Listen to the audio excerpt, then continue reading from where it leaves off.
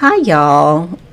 Okay, I am so excited. Okay, because I told you all that some years ago I got hacked, right?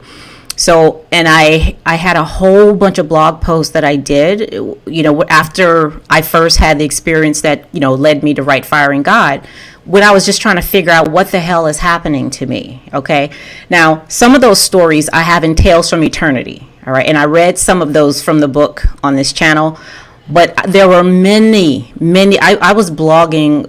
I had a post, like 4 posts a day, okay, because everything was just so discombobulated. So I thought those were lost forever because I had to get rid of my Gmail, my Google account, when I got hacked, because I had a whole bunch of stuff attached to it, and all of those things were lost. Well, I just found some of them, and I am so excited. Apparently, 8 years ago, I put some of them on Goodreads, and I don't even know how I got here. Like, I was looking for I wasn't looking for this, but I saw something on a page and I clicked on it and it took me to my Goodreads page. Oh my God. Y'all have no idea how excited I am to see these posts back from 2014. Okay. So I could see, what the hell I was thinking and what I was writing about. So let me tell you some of the, and I'm taking them off of here and I'm putting them on my Patreon too. But I'm gonna read some of them here. But these are the ones that I have on Goodreads. There's a hand in there, right? That's the title of one of them, and that's like I use Kermit the Frog to like give an analogy of something. The next one is The Hate We Hide. This is a really, really great one. The next one is This Is Not a Pipe.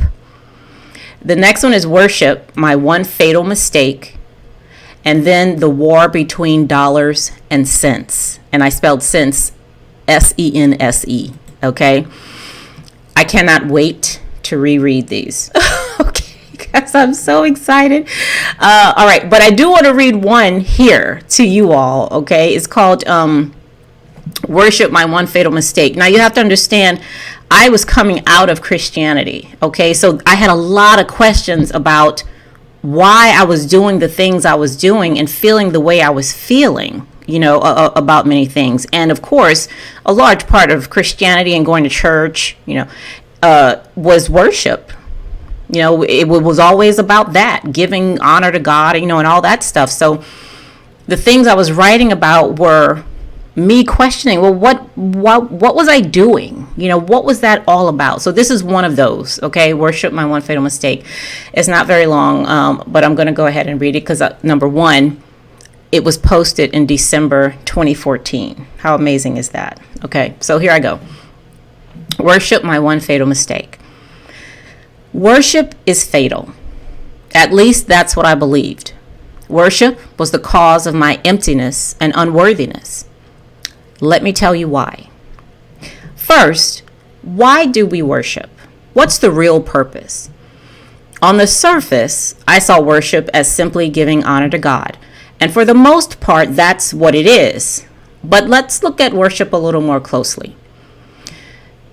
The definition of worship is it's an act of religious devotion, usually directed towards a deity. The word is derived from the Old English, and it means honor shown to an object, which has been etymologized as worthship, or to give worth to something. In addition, worship asserts the reality of its object. So in other words, worship speaks confidently of the reality of something. Worship gives worth and reality to something. Now, when you look at these or any other definition of worship, you see they all involve giving. There is no worship without giving honor and giving worth.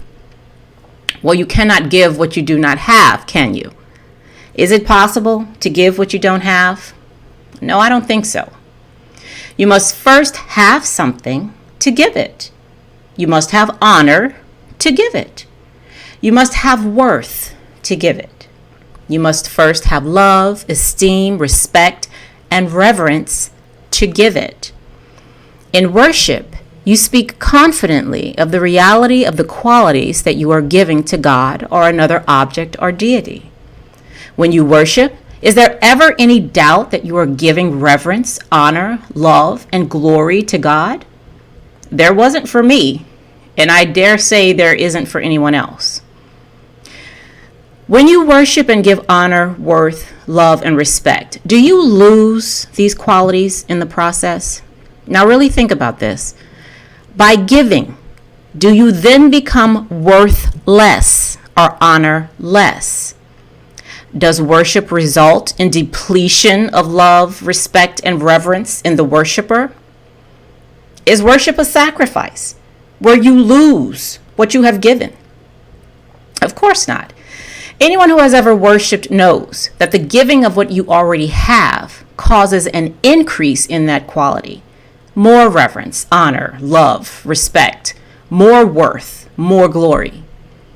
Worship does not leave you empty of these qualities. Giving glory, honor, and love to God did not leave me empty. My fatal mistake was believing that it did. I thought that I was empty, void, deserted, abandoned, hollow, meaningless, and without worth. My book, Firing God, is about my discovery that I am not empty. My giving did not cause emptiness or worthlessness. I see now that I can only give what I already have, and my giving did not leave me with nothing. My giving only increases that quality in me. The same is true for you.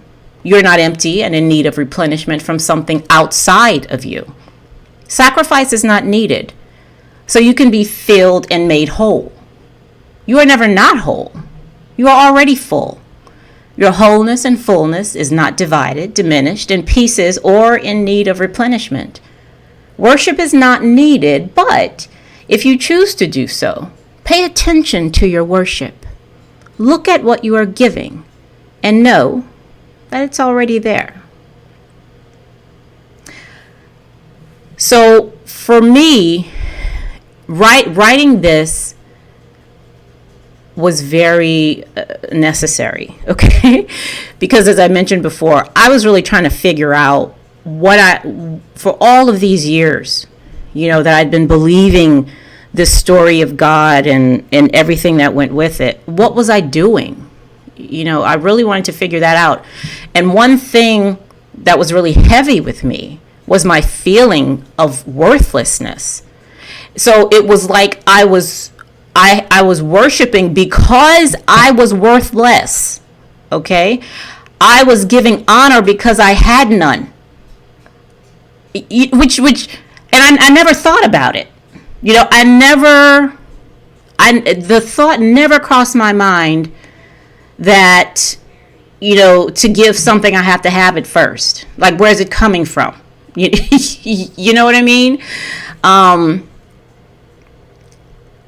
Yeah, so writing this, and it seems obvious. Doesn't it seem obvious? If you want me to give you a cookie, I gotta have a cookie first. You know what I'm saying? If I'm gonna give you $5, I need to have at least $5 first, to give to you. I mean, that sounds like a no-brainer, but when it comes to this kind of stuff and all of the calisthenics I had to do to ignore what was obvious in order to believe the story, it actually took some work, to see what some may consider this. I mean, that's common sense,